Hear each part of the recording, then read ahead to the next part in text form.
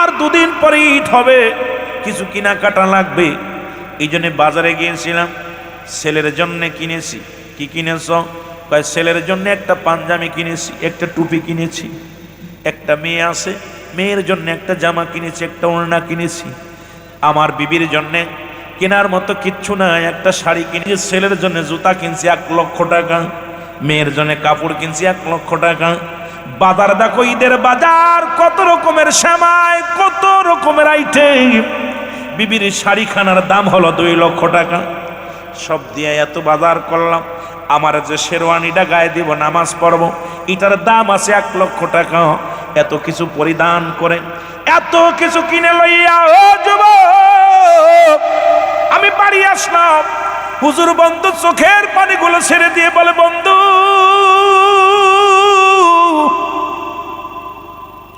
আমি মসজিদে ইমামতি করি, মাস শেষে যেটুকু পায় রব্বুল কারীমের দরবারে শুকরিয়া আদায় করি, ভালোই চলে যায়। খেয়ে খরচের সময় রব্বুল আলামিন আমার সুন্দরভাবে জীবন যাপন করে। কয় বন্ধুরে, তুই এত কিছু কামাইলি, এত কিছু রোজগার করলি, তোর ছেলে মেয়ে কয়টা? আমার ছেলে মেয়ে 2টা, 1 ছেলে 1 মেয়ে। কয় বন্ধুরে, তোর বিবি? কয় হক, তোর 1 ছেলে 1 মেয়ে, আমারও 1 ছেলে 1 মেয়ে। কয় আব্দুর রহমান, ও মুসলমান শোন, আব্দুল সামাদ, আব্দুল করিম শুনে নাও। ও বোঝল মুসলমান শুনে নাও, করিম রে শুনে রাখো, এই যে এত টাকা দিয়ে গাড়ি কিনছো, জমি এই তো কিছু করছো, বাড়ি করছো, বিশাল বাড়ি করছো। খোদার কসম করে বলি, এই পৃথিবীর ছেলেও তোমার নয়, মেয়েও তোমার নয়, বিবিও তোমার নয়, পৃথিবীর কেউ তোমার নয়। তোমার পৃথিবীর মধ্যে তোমাকে ভালোবাসে না, তোমার সম্পদকে তারা ভালোবাসে, পৃথিবীর মধ্যে তোমার প্রতি তাদের ভালোবাসা নাই। জোরে বলেন ঠিক কিনা? আব্দুল সামাদ বলে, বন্ধু আব্দুল করিম, পৃথিবীর কেউ তোমার নয়। কই কি বলো? আমি বাড়ি যত বন্ধু না যায়, আমার বিবি একদিনও ভাত খায় না। আমার মেয়ে আমার জন্য পাগল, আমার ছেলে আমার জন্য পাগল। ছেলে আমার আব্বু আব্বু বলে 1 বেলা না দেখলে পাগল হয়ে যায়, মেয়ে আমার 1 বেলা না দেখলে পাগল হয়ে যায়। আব্দুল সামাদ ডাক দেখ, আব্দুল করিম রে শোন শোন, এই দুনিয়ার মধ্যে ছেলেও তোমার নয়, মেয়ের তোমার নয়, বিবিও তোমার নয়। যদি বিশ্বাস না করো তাহলে আমার বাড়িতে চলো, আমার সব কিছু আমার দেখবা। মুসলমান এইবার বন্ধু গাড়ি রেখে গরিব বন্ধুর আব্দুল সামাদের বাড়ির দিকে রওনা দিলেন। বাড়ি যখন বাড়িতে গেছে, ছেলেটার বাড়ি আসলেন, ভিতর থেকে সালাম দা, আসসালামু আলাইকুম আব্বু। ছেলেকে আব্দুর রাব মুসলমান, আব্দুল সামাদ ডাক দে, কয় বাজান এটা তোমার আঙ্কেল হয়, আসসালামু আলাইকুম আঙ্কেল। কদম মসি করলেন, পায়ের মধ্যে মুসলমান পায়ের মধ্যে হাত দিয়ে সালাম করলেন, মাথায় হাত বোলাইয়া দিলেন। কয় আব্বু গো এই নাও। এইবার আব্দুল সামাদ পাঞ্জাবিটা হাতের মধ্যে দিয়ে কয় বাবা এই নাও, তোমার জন্য পাঞ্জাবি আনছি। ছেলেটা হাতের মধ্যে নিয়ে আলহামদুলিল্লাহ বলে ডাক দে, বলে আব্বু এত সুন্দর কাপড় আনছো, এত সুন্দর টুপি আনছো, বাবা গো তোমার জন্য কি আনছো? আমার আব্বা জান আপনার জন্য কি আনছেন? বাবাই বলে, আব্দুল সামাদ ডাকতে বলে, বাবা রে আমি আনছি তোমার জন্য, তুমি রাখো এটা। আব্দুল করিম তাকায় দেখে ছেলের আদর্শ, ছেলের ভালোবাসা। মেয়ে আসে, সালাম দা, আসসালামু আলাইকুম আব্বু। ওয়ালাইকুম আসসালাম। ডাকতে বলে আব্বু, আব্বু আপনি ভালো আছেন? বলে জি মা। এবার মা রে তোমার জন্য কাপড় আনছি। কাপড়টা হাতে নিয়ে বলে আলহামদুলিল্লাহ। মুসলমান শুকরিয়া আদায় করেছেন। এবার মুসলমান ডাকতে বলে আব্দুল সামাদ বলে, বাবা ও মা এটা তোমার আঙ্কেল হয়, আমার বন্ধু। পায়ের মধ্যে হাত দিয়ে সালাম দিয়ে বলে আসসালামু আলাইকুম আঙ্কেল, ভালো আছেন? মুসলমান কাপড়টা পায়, কাব্বু এত সুন্দর কাপড় আনছো, যা অত্র এলাকার মধ্যে এত দামি কাপড় মনে হয় কেউ আনে নাই। আমার আব্বু আমার জন্য আছে, আমার আব্বু। আব্বু গো আমার জন্য আছেন, আপনি কি আপনার জন্য পোশাক কিনেছেন? জোরে জোরে চিল্লায়া বলা যাবে না আমার হাওয়া। আব্দুল সামাদ ডাকতে বলে, মামনি তোমারটা তুমি নাও। বিবির কাছে গেলেন, বিবি আসসালামু আলাইকুম। ওয়ালাইকুম আসসালাম। ও আমার স্বামী আপনি আছেন? কয় আসছি। দূর থেকে আব্দুল করিম তাকায় তাকায় দেখে বিবির ভালোবাসা, স্বামীর পায়ের হাত দিয়ে সালাম করলেন। বিবি আমার সালাম করে আসসালামু আলাইকুম। স্বামী রে আপনি আইছেন, আমি খুশি। কয় তোমার জন্য কাপড় আনছি। কয় স্বামী রে আমার জন্য কাপড়ের প্রয়োজন ছিল না, কি দরকার ছিল আমার জন্য কাপড় আনার? আপনার তো পাঞ্জাবিটা ছিঁড়ে গেছে, আপনার তো একজোড়া স্যান্ডেল নাই, আপনার তো কি নাই, আপনার তো জামা নাই, আপনার একটা লুঙ্গির দরকার। এ আমার স্বামী, এতগুলো আপনি আপনার নিজের জন্য কি আনছেন আগে বলেন? কেমন বিবি, কেমন বিবি? বিবি ডাকতে বলে স্বামী আপনার জন্য আপনার পোশাক কই? আগামী দিন তো পুরো ঈদের ময়দানে যাবেন, আপনার টুপি কই, আপনার পাঞ্জাবি কই, আপনার পোশাক কই? স্বামী কয় বিবিরে আছে। মাথার হাতের মধ্যে নিয়ে আলহামদুলিল্লাহ বলে, আল্লাহ আমার স্বামী আমার জন্য যে নিয়ামত আনছে আল্লাহ আমি অত্যন্ত খুশি হয়েছি। আল্লাহ তুমি আমার স্বামীর হায়াতের মধ্যে বরকত দান করে দিও। জোরে জোরে চিল্লায়া বলা যাবে না মারহাবা। এবার মুসলমান সবকিছু দেখা পর বাড়ির ভিতরে খাওয়া দাওয়া করলেন। কয় বন্ধুরে তুমি আমার বাড়িতে দেখলে, এবার চলো তোমার বাড়িতে যাই। যখন চলে গেলেন, ও যুবক, যখন আব্দুল করিমের বাড়িতে গেলেন, যে গাড়িটা হরেন দিলেন, দেওয়া পর হরেন দেওয়া পর বাড়ির ভিতর থেকে ছেলে আসে। কয় ড্যাডি আইসনি? কয় হ। কি আনছো? তোমার জন্য শু আনছি 1 লাখ। কয় এটি পড়েনি, দূর এর তো নিউ মডেল হয়নি, ওল্ড মডেল। ছেলে কয় 1 লক্ষ টাকা জুতা পড়লে আমার ক্যারেক্টার থাকবো না। বন্ধু বান্ধব অনেক দামি শু পড়ে, ফ্যান পরেছে, কাপড় বলে 2 লক্ষ টাকা দিয়ে আনছি। এটা কি মানুষে পড়ে? সালামও নাই, দোয়াও নাই, কদম মুছেও নাই।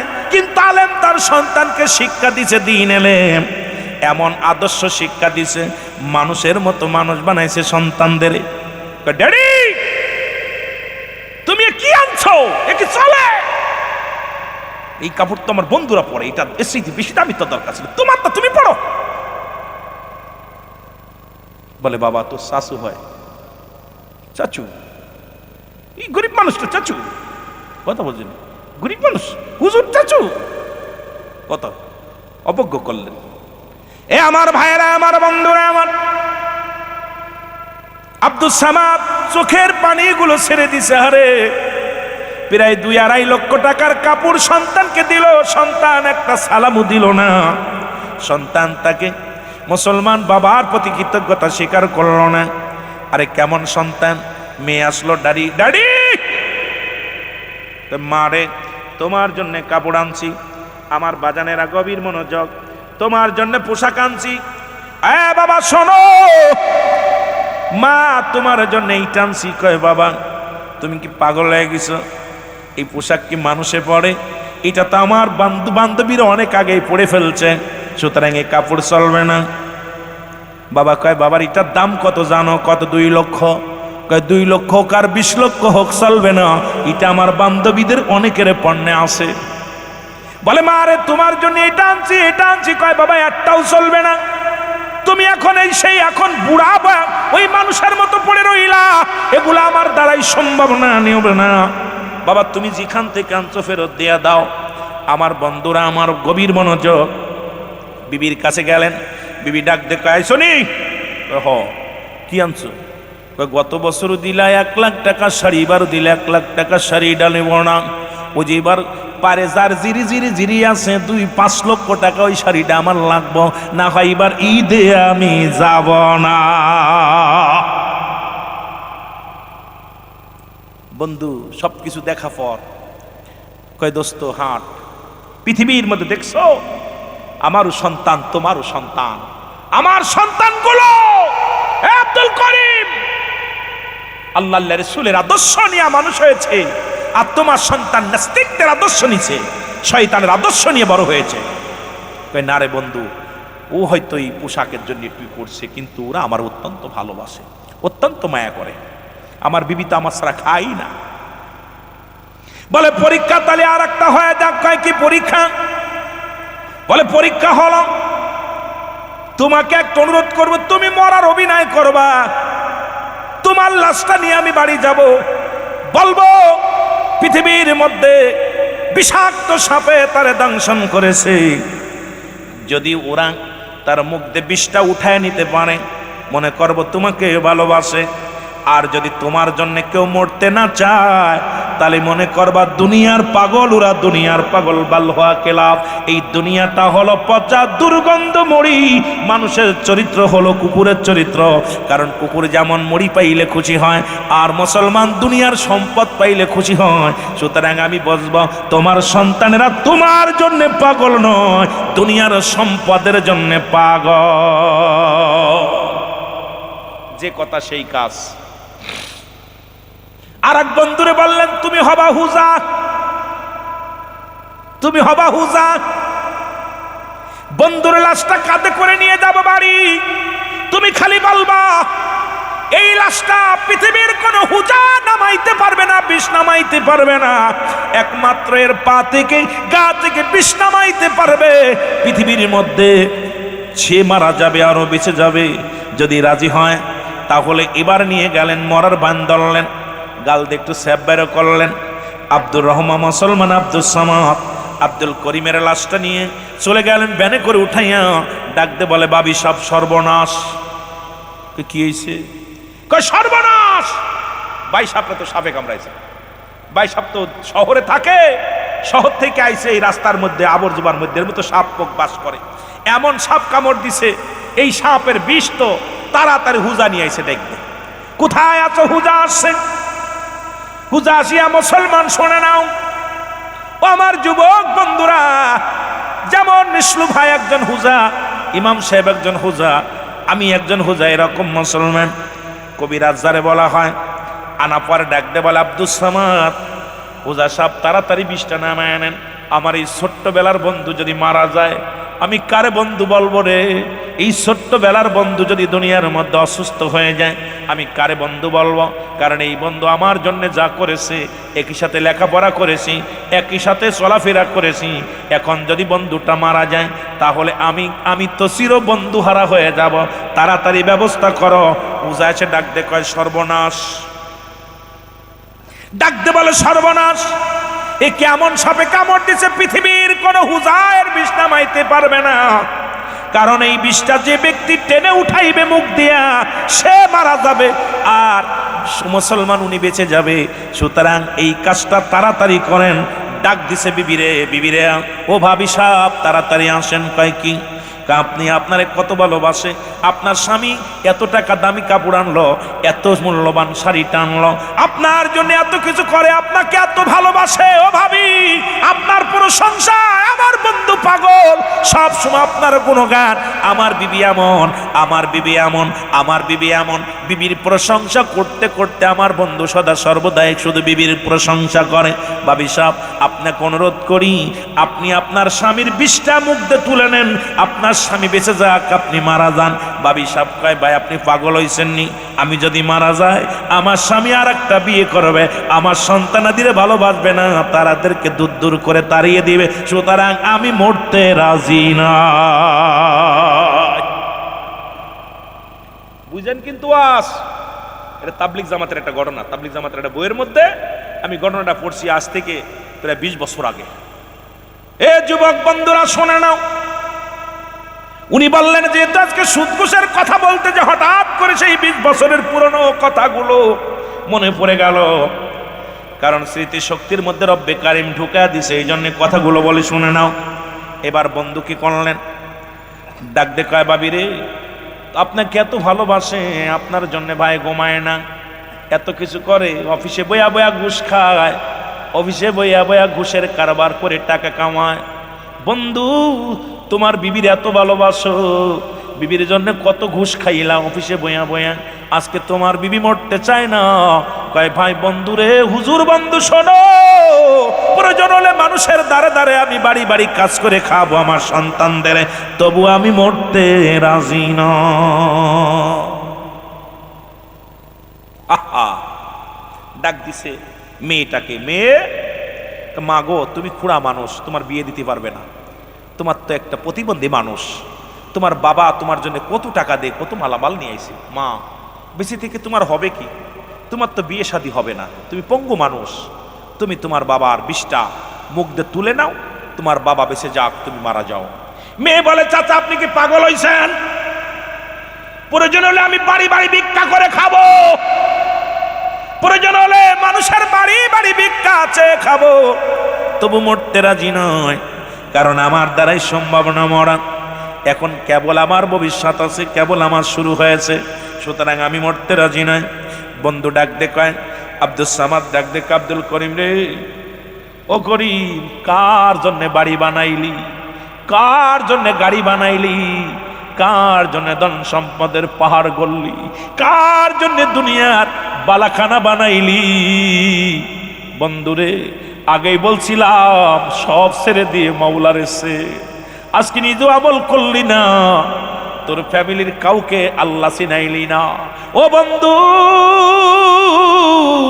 বন্ধুরে, বড় কষ্ট লাগে রে, তোর প্রতিবন্ধী মেয়েও তোর জন্য মরতে চায় না।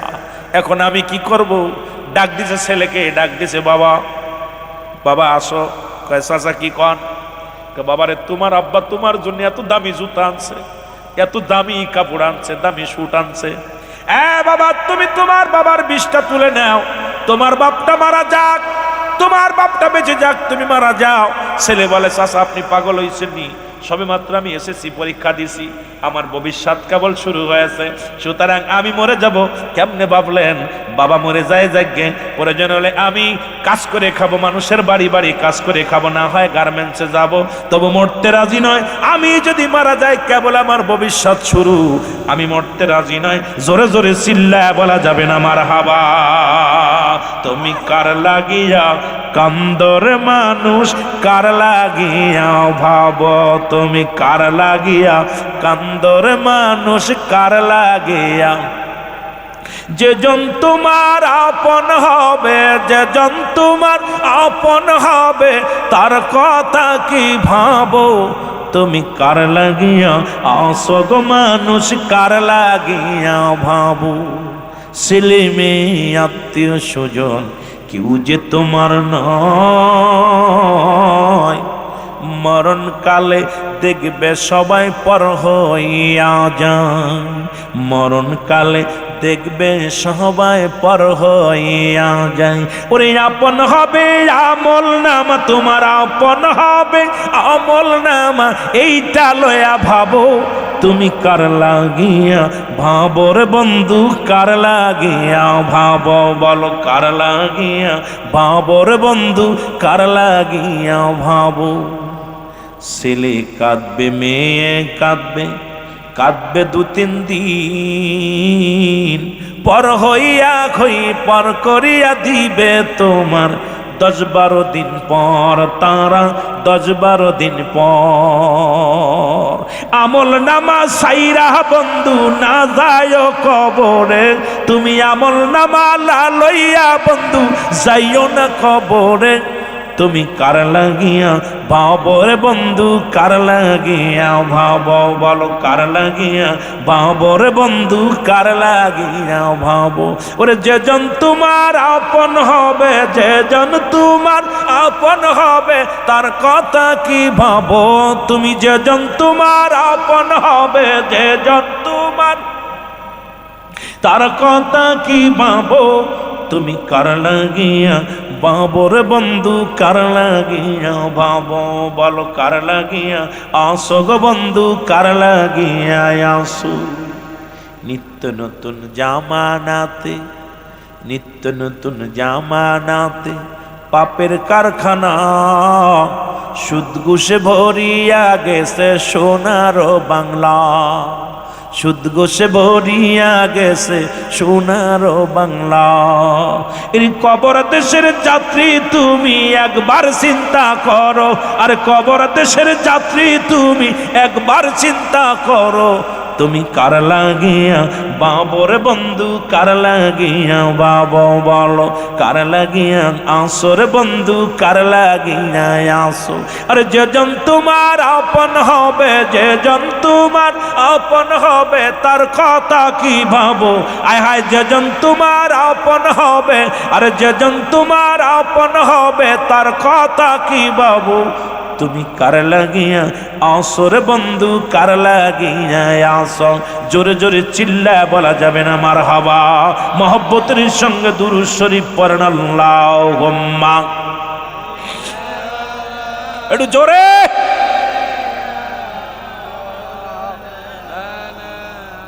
ওয়ালা আলি সাইয়্যিদিনা।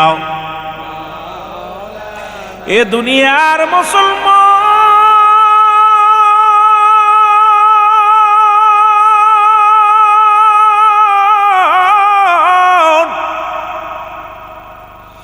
বন্ধু ডাকতে বলে, আব্দুল করিম,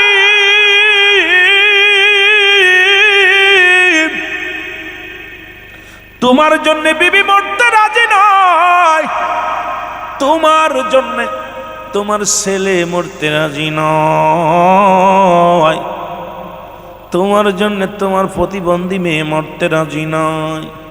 আহারে বন্ধু, তোরে আমি বলো ভালোবাসি রে বন্ধু, তোর জন্য আমি জীবন বাজি রাখলাম, আমি মারা যায় তোরে বাঁচায় দিয়ে যায় বলিয়া মুখটা লাগা দিছে মুসলমান, লাগা দিয়া বিষ্টারে টান দিছে।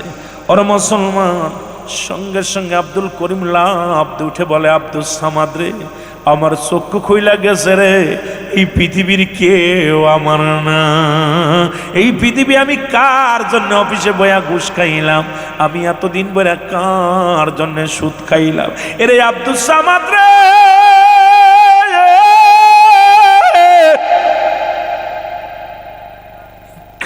ওই ছেলের জন্য তো আমি পোশাক কিনবো বলে রে 2-3 মাস আগে থেকে ঘুষ খাওয়া শুরু করলাম অফিসে বইয়া। এরে ঘুষখোরের বাচ্চারা শোন, সুদখোরের বাচ্চারা শোন, সরকার এত টাকা বেতন দেয়, তারপরও তোদের সুদ বন্ধ হলো না, ঘুষ বন্ধ হলো না।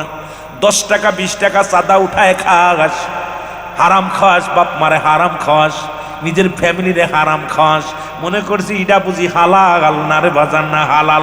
এই যে ঘুষ সারা দো মুসলমান শোনো, এ ঘুষখোরের জাতিরা শোন, ঘুষখোরের জাতিরা শোন, হারামখোরের জাতিরা শোন, এই পৃথিবীর মধ্যে শুনে নাও, শুনে নাও, শুনে নাও। এই যে দুনিয়ার মধ্যে নিজেও হারাম খাইলা, সন্তানদের হারাম খাওয়াইলা, নিজের মা বাবারে হারাম খাওয়াইলা, বিবিরে হারাম খাওয়াইলা, ওই হারাম খোরের জন্মের তা হালাল খোর হতে পারে না। উড়াও হারাম খোর, জোরে জোরে চিল্লায় বলো ঠিক কিনা।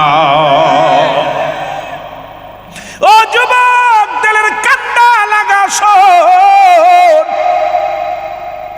বন্ধু ডাক দে বলে, বিবি রে, তোর জন্য কত কি করলাম, আমার জন্য মরতে রাজি। আরে স্বামী আপনি, আমি তো মরতাম, আপনার পরীক্ষা করলাম দাদা রে। মেয়ে কয়, আব্বা জান আপনি মরেন নাই, ছেলে আব্বা মরেন নাই।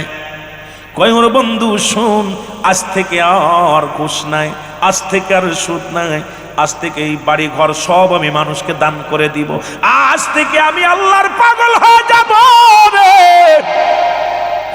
আরে আমার কবরের সাথে আমার ছেলে হবে না, আমার মিজানের সাথে আমার মেয়ে হবে না, আমার ওই বিপদের সাথে আমার বিবি হবে না। যাদের জন্য আমি হারাম খাইলাম, যাদের জন্য আমি হারাম উপার্জন করলাম, যাদের জন্য আমি সুদের বাস্তা ভরলাম, যাদের জন্য আমি ঘুষের বাস্তা বললাম, কেউ দুনিয়ায় আমার নয়, কেউ আমার নয়, আমার নয়। আজ থেকে প্রতিজ্ঞা করলাম, এক ওয়াক্ত নামাজ ছাড়বো না, আজ থেকে আর দাড়িও চাষবো না, দাড়ির মধ্যে খোল লাগাবো না, আজ থেকে আমি আর দুনিয়ার সংশোধন দন্ত ভান্ডারের দিকে দৌড়াইব না। আজ থেকে আমার ঠিকানা হবে বনে জঙ্গলায়, আমার ঠিকানা হবে রে।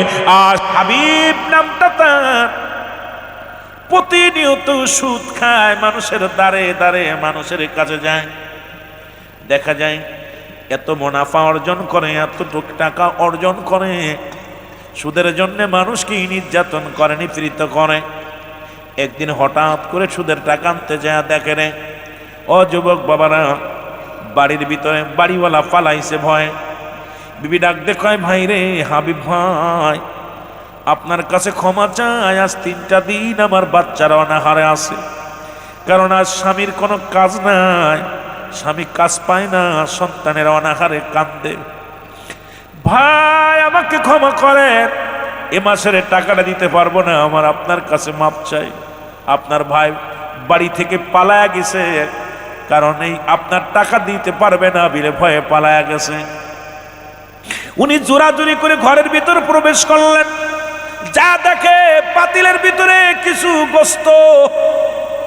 গোস্ত ঢাকা রয়েছে।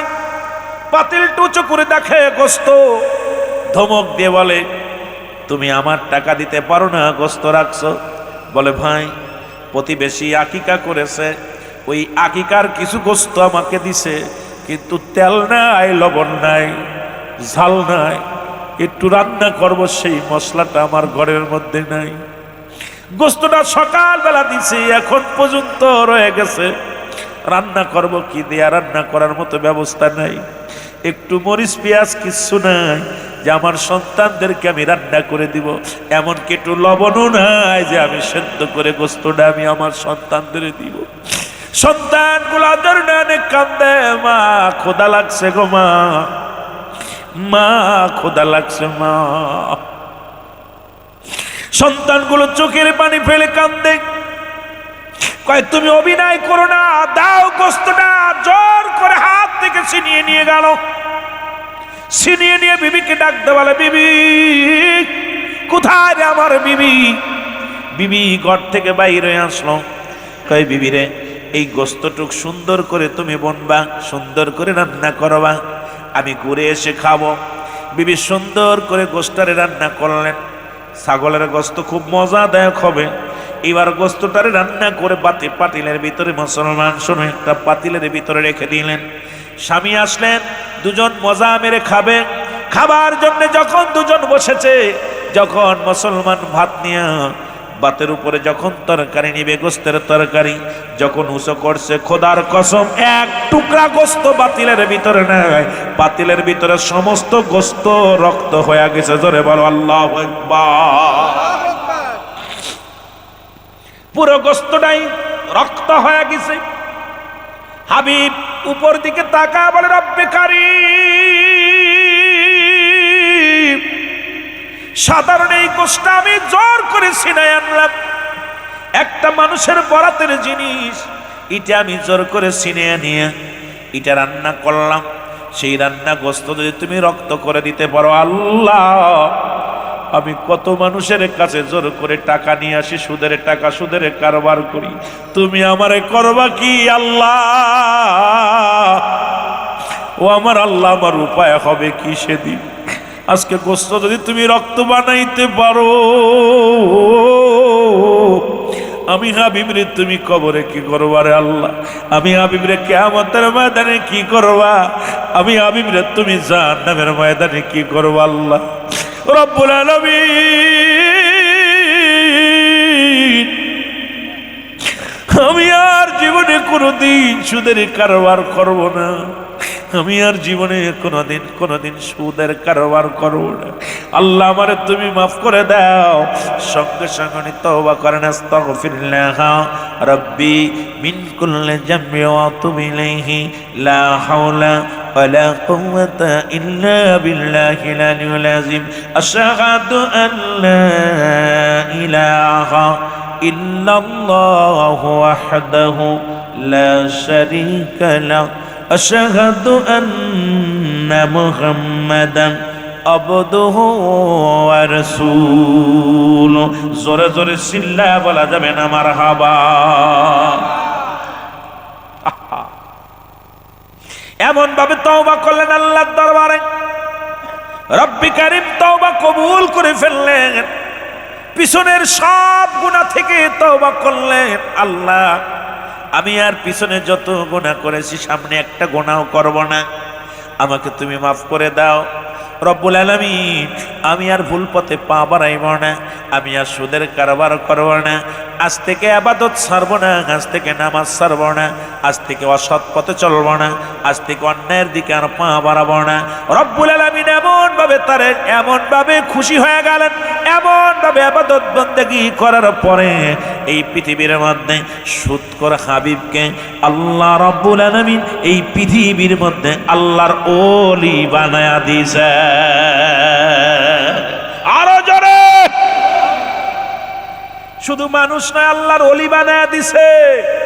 আল্লাহ বলেন, আলা সাবধান, ইন্না নিশ্চয় আলা ইন্না আউলিয়াল্লাহি, আল্লাহর তরফ থেকে যারা ওলি হয়, লা নাই খাউফুন শব্দের অর্থ হয়, ওয়ালা যদি অবস্থান করে ঘুমদের উপরে জানুন, তাদের কোনো চিন্তা নাই ভাবনা নাই। সূরা ইউনূসের মধ্যে 11 নম্বর পারা 62 নম্বর আয়াত আল্লাহ নিজেই ঘোষণা করে, আলা, নামাজের আগে আলা নাই, হজের আগে আলা নাই, যাকাতের আগে আলা নাই। আল্লাহর মাহবুব বান্দাদের বিষয়ে বলতে যা বলে, সাবধান সাবধান সাবধান। সেই জগৎ বিখ্যাত একজন আল্লাহর ওলি আমার আল্লাহ বানায়া দিল। আজকে যারা কালাপুরের জমিনে সুদ করাছেন, আল্লাহর রাস্তায় আজকে অনুরোধ করবা, মাহফিলে বয়া তওবা করবা, জংজিখানে থাকো মাইকের আওয়াজ শোনো, বইয়া তওবা করবা। আল্লাহ, সুদ করে হাবিবকে যদি তুমি আল্লাহর ওলি বানায়া দিতে পারো, আজকে সুদের বিরুদ্ধে ওয়াজ শুনলাম, রব্বুল আলামিন আজ থেকে আর সুদের কারবার করব না, ঘুষের কারবার করব না। রব্বুল আলামিন, আমি ওলি হতে চাই না, তুমি আমার গুনাহগুলো মাফ করে আল্লাহ আমারে কিয়ামতের ময়দানে নাজাত দিয়া দিও।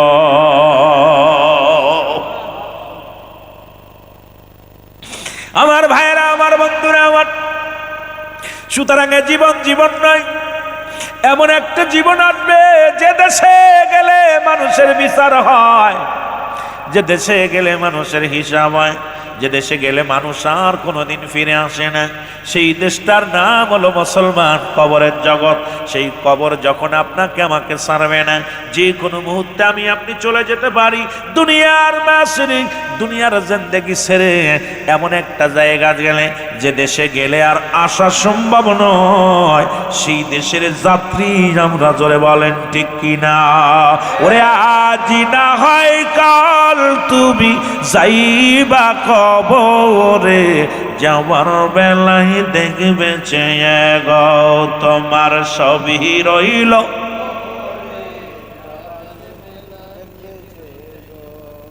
আহা, কিছু কি নিতে পারবেন নি? যাবার সময় একটু দেন না। যারা চলে গেছে, আপনার আব্বা, আপনার মা, আপনার ভাই, কত লন্ডন প্রবাসীরা বিদেশে যা কামাইতেছে আর দিচ্ছে আপনাকে, আপনারা খরচ করতেছেন। মরার পরে একটা ইট দিবেন নিষ্কবরের ভিতরে, দিবেন? এটা ডলার দিবেন? কথা কয় না রে, দিবেন?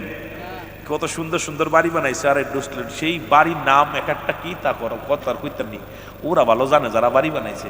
সিলেট আইলে দেখি রং বেরঙ্গের বাড়ি। আহা, মরার পরে একটু কাফনের কাপড়, এইটাও 2000 3000 টাকার, 1000 টাকার কাফনের কাপড়, 20 টাকার আতর, 10 টাকার আপনার ওই গোলাপ পানি।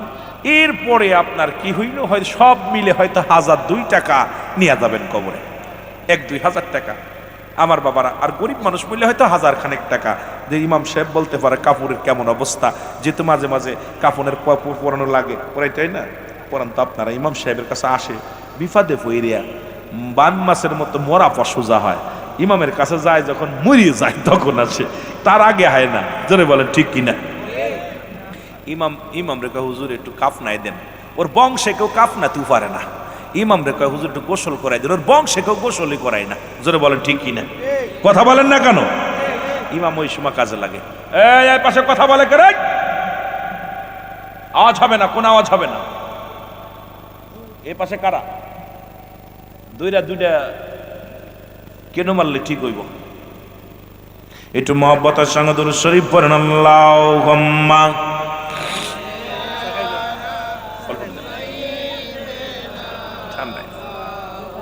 ওরে আজ না হয় কাল তুমি, আজ না হয় যাইবা কবরে, যাবার বেলায় দেখবে চেয়ে গো তোমার সবই রইল পড়ে। যাবার তোমার দাদাই গেছে, বাবাই গেছে, কেউ আসলো না ফিরে, তোমার তো যাইতে হবে রে সবাই অন্ধকার কবরে, তোমার তো যাইতে হবে রে। বলো আজি না হয়, জোরে জোরে, আজি না হয় কাল তুমি যাই, যাবার বেলায় দেখবে চেয়ে গো তোমার সবই রইল পড়ে। ঘর করলাম বাড়ি করলাম সবই যাইবা সেরে, জায়গা করলাম জমি করলাম সবই যাইবা সেরে, যেদিন আজরাইল ধরা দিবে রে, আহা যেদিন আজরাইল ধরা দিবে রে। ও ভাই আজি না হয় কাল, তুমি আজি না হয় যাবার বেলাই দেখবে চেয়ে গো, তোমার সবই রইল আয় হায়, যাবার বেলায় দেখবে চেয়ে গো, তোমার সবই রইল পড়ে। এ দুনিয়ার মুসলমান শুনে না, ইমানদারের বেঈমানের একটা কথা মনে পড়ে গেল গো, দুনিয়ার সম্পদে হবে কি রে? বললাম কুল্লু মান আলাইহা ফান, দুনিয়ার সব শেষ করে দিবে আমার আল্লাহ। জোরে জোরে চিল্লায় বলা যাবে না মারহাবা? আর একটু জোরে জোরে চিল্লায় বলো মারহাবা। এর দুই বন্ধু, এক বন্ধু হলো ইমানদার আর এক বন্ধু বেঈমান। একই সাথে লেখাপড়া করে একজন শিখছে কোরআনের জ্ঞান। মানুষ ছোট্টবেলা থেকে শুনলাম মুসলমান বাবাই বলতো মানুষের মতো মানুষ হতে হবে, দাদাই বলতো মানুষের মতো মানুষ হতে হবে, উস্তাদ বলতো মানুষের মতো মানুষ হতে হবে। ও মুসলমান শুনে নাও, আজকে বুঝলাম কেন বলতো মানুষের মতো মানুষ হতে হবে। লেখাপড়া শিখে বড় ডিগ্রি অর্জন করে যাদের কাছে মা বাবার কোনো মূল্য নাই, এই সন্তান মানুষ, সে মানুষের মতো মানুষ হতে পারে না। এই জোরে বলেন ঠিক কিনা? ও যুবক, দিলের কান্ডা লাগা শোনো, লেখাপড়া শিখে আর ডিগ্রি অর্জন করে চেয়ারের মধ্যে বইয়া লক্ষ লক্ষ টাকা ঘুষ খায়। সুদ ছাড়া চলে না, ঘুষ ছাড়া চলে না। এ হারামখোর শোন, বিদেশ থেকে ডিগ্রি আনছি, কোন ভাবে সুদ খাওয়া যায়, কোন ভাবে ঘুষ খাওয়া যায়। খোদার কসম করে বলি, যাদের ঘুষ ছাড়া, যাদের কলম চলে না, এই সমস্ত সন্তান আদি, এই সমস্ত অশিক্ষিত জানোয়ার গুলো মানুষ হতে পারে নাই, এরাও অমানুষ। জোরে বলেন ঠিক কিনা? এরে আমার বাসায় আমি বলি জানোয়ার, খিনজিরের চাইতেও খারাপ, ঘুষখোর সুদখোর। আমার ছেলে নিয়ে গর্ব করে, আমার ছেলে বড় অফিসার। এই ঘুষখোরের বাপ, এই সুদখোরের বাপ, গর্ব করো ওই সন্তানকে নিয়ে যে সন্তান ধান চালায় খায়, সারাদিন পরে হালাল রুজি উপার্জন করে। গর্ব করো ওই সন্তানকে নিয়ে যে সন্তানে ফাঁকি দাও, ভাই হইয়া বোনের ফাঁকি দাও। কত ভাই বোনকে ফাঁকি দেয়, বোনকে ঠগাইয়া। ওই ডিপজল ভাই দেখলাম, ওরে মুসলমান চলচ্চিত্রের ডিপজল ভাই তার বোনদের ফাঁকি দিছে। বোনেরা আসিয়া মিডিয়ার মধ্যে বলছে আমার ভাই আমাদের পাওনা বুঝে দেয় না। পৃথিবীর মধ্যে যতই তুমি কপাল ছুলে ফেলো, কারণ ভাই বোনের হকটা নষ্ট করিয়া যতই তুমি ইবাদতের মধ্যে মশগুল হয়ে যাও, আল্লাহর আদালতে তোমার মতো নিকৃষ্ট পৃথিবীর মধ্যে আর কেউ নাই। জোরে বলেন ঠিক কিনা? অনেক বাবারা আমার, বন্ধুরা আমার, অনেক মুসলমান সন্তান আর এক বাবার বাবা সন্তানকে ফাঁকি দিতেছে।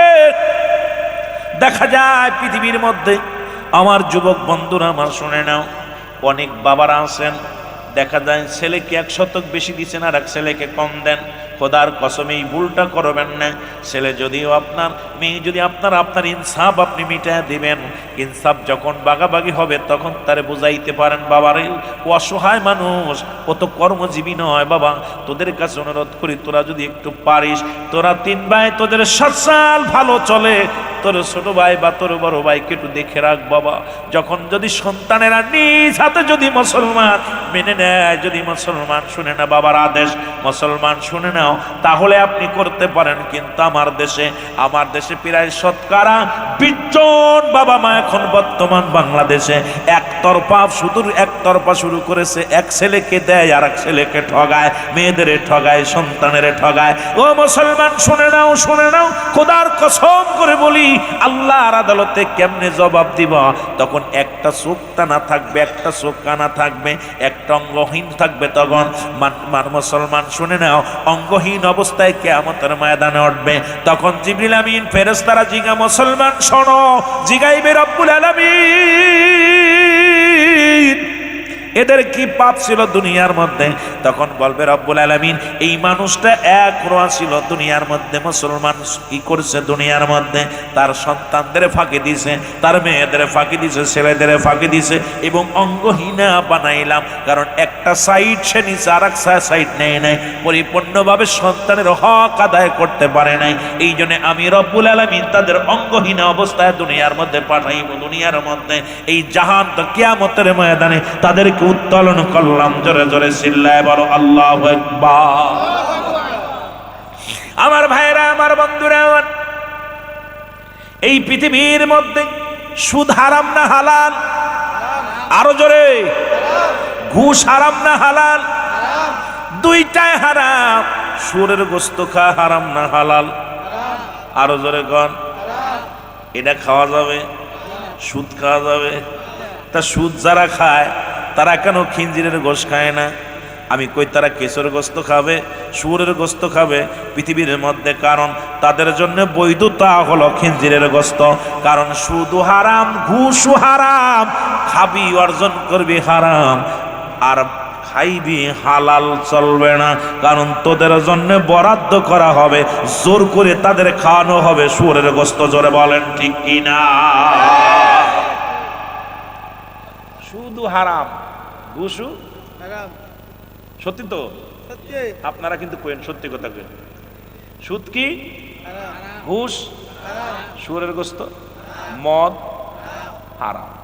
তাহলে আপনাদের আমাদের এলাকায় অসংখ্য সুদখোর আছে, টুপি মাথায় দিয়ে টপ কপাল ছুঁড়ে ফেলছে, অসংখ্য আছে। দেখতে তসবি হাতের ভিতরে। আহা, এক সুদখোর পাইলাম কিছুদিন আগে, মাহফিল করতে যায়। সুদখোর একাই মাহফিল দিছে, আমি তো জানি না উনি মাহফিল দিছে। এখন মাহফিল শেষে আমার ইমাম সাহেব কয়, হুজুর একটা কথা বলি, কানে কানে কয়, হুজুর ওয়াজ করতেছেন ঠিক আছে, ওনার বাড়ি কিছু কিছু খাইয়েন না। আমি কি হয়েছে? হুজুর আপনি আমার কথাটা রাখেন। কেন?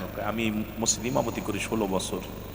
হুজুর বাংলাদেশের মধ্যে, এই মহল্লার মধ্যে সবচেয়ে 1 নাম্বার সুদখোর।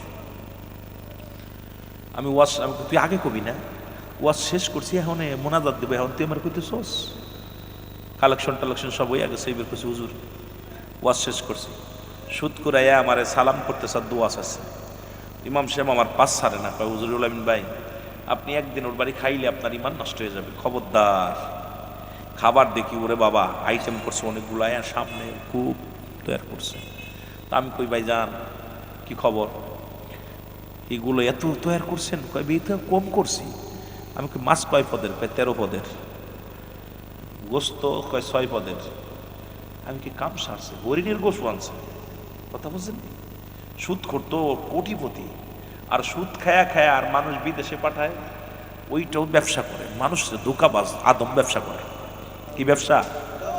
আহারে, বিদেশে যে কত নির্যাতন করে। এই যে আদম ব্যবসায়ী কিছু আছে আমাদের দেশে, এরা মানুষগুলোকে, সরল প্রাণ মানুষগুলো খেতা কম্বল বিক্রি কইরা দালালের হাতে দিয়ে খপ্পরে পইরা তারা বিদেশের মাটিতে কাঁদতেছে। ওদের কান্না দেখলে সহ্য হয় না। মাঝে মাঝে ফেসবুকের মধ্যে এদেরকে পিটাইতেছে, বাঁধতে রাখছে, খাবার দিচ্ছে না, নির্যাতন, মা বাবা করে চিৎকার মারতেছে।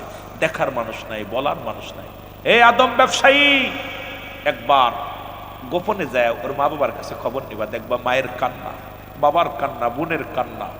আদম ব্যবসা যারা করো একবার যায় দেখবা তার বোন কাঁদতেছে কেমনে, ভাই কাঁদতেছে কেমনে, বাবা কাঁদতেছে কেমনে, তার বিবি কাঁদতেছে কেমনে, তার ছেলে মেয়ে কাঁদতেছে কেমনে। একটু গোপনে যে দেখবা। আমার মন বলে গোপনে যে ওই বাড়িটা যদি কেউ খবর নিত, আর জীবনে সে আদম ব্যবসা করতো না। গোপনে যায় যদি খবর নিত এই মানুষটা, আর জীবনে এই 2 নাম্বারই কাজ করতো না। পরে আমি বিদায় করছে ভাইজান। আমি কই টাকাটা কি আপনি দিলেন? কই না ভাই, টাকা সবাই মিলে দিছে। তা আমি বললাম মেহেদির কলাম টাকাটা ধর, টাকাটা থুয়ে লাভ কি, টাকাটা নে। তা আমি কই আপনি কত দিচ্ছেন? আমি 50,000 দিছি। আমি 50,000 টাকা মাহফিলে দিচ্ছেন? কয় জি মাহফিলে দিছি। আর গরুটা ছিল, গরুটাও আমি দিছি। মাহফিলের গরুটা দিছে উনি, 50,000 টাকা নগদ দিছে। আল্লাহর বাঁচাইছে রে ভাই। আইসি এখন ইমাম সাহেব আমার পিছে পিছে বারবার কে হুজুর, খালি আত্মান দেয় হুজুর, ওনার কাছে কিন্তু ধরা উনি কিন্তু পা ধরায় ধরবো। দেখি ঠিকই অবস্থা, একদম জড়ায় মরা দইরে একবার গেলে তামকে ভাই আমার গ্যাস হয়ে মরে যাবো রাত্রে খাইলে। কথা বলছেন কি? বিপদ থেকে বাঁচছি তা আমার দেশে অসংখ্য। উনি পরে ফোন দিয়ে ওনাকে বললাম, কয় ভাইজান আমি প্রতিজ্ঞা করলাম আমি প্রায় 50 লক্ষ টাকা মানুষের কাছ পাবো। আমি কথা দিলাম খোদার কসম, আমি আর একটা দানা, আমি 50,000 টাকার একটা টাকা আমি অতিরিক্ত নিব না। 50 লক্ষ টাকা যাদের কাছ পাবো, যদি স্বেচ্ছায় দেয় নেব, না দেয় না নিব, কিন্তু আমি হারাম আমার ভক্ষণ করব না। ওনার সঙ্গে প্রায় আধা ঘন্টা আমার